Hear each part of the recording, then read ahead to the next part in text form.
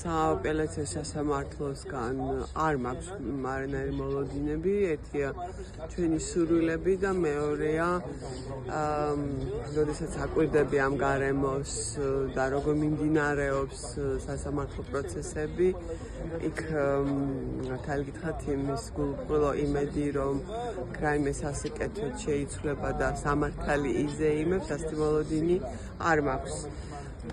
რაც შეეხება როგორ არის გადაჯაჭვული მზიას ამბავი საერთო ამ საზოგადოებრივ ამბებთან, რაც ჩვენს ქვეყანაში ახლა მიმდინარეობს, მზია ალბათ იყო ერთ-ერთი პირველი სერიოზული სიგნალი. სიგნალები, რა თქმა უნდა, მანამდეც ჰქონდა ბოლო წლების განმავლობაში, მაგრამ ქალი ჟურნალისტის ესე დაპატიმრება და სამაგალითოდ მისი დასჯა, განსაკუთრებით წინასწარი დაკავების პერიოდში, მისი არ გამოშვება პრინციპულად და მე როგორც წარიმართა ეს სასამართლო პროცესი, იყო სერიოზული სიგნალი იმისა, რომ ეს აქ არ გაჩერდება და ეს არის ის ხაზი, რომელსაც მმართველი პარტია მიყვება და მიმართავს და სამწუხაროდ დღემდე ასეა.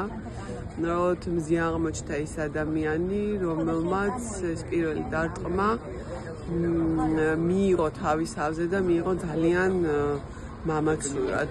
ძალიან სხვანაირად მე მზიასგან არც მოველოდი, მაგრამ ამას ქონდა ძალიან დიდი მნიშვნელობა, ფიქრობ სხვებისთვისაც და ის რომ არც ერთი პოლიტიკური პატიმარი, სინდისის პატიმარი არ გატყდა და ბოლომდე დაიცვა თავის სიმართლე, მე ვფიქრობ, რომ ეს არის მათ შორის მზიას დამსახურებას და გარდა ამისა მზია არის ცოცხალი მაგალითი პატრიოტიზმის, პროფესიონალიზმის, უბრალოდ კარგი ადამიანობის, როგორც ჟურნალისტური თემისთვის, ასევე მთელი საზოგადოებისთვის.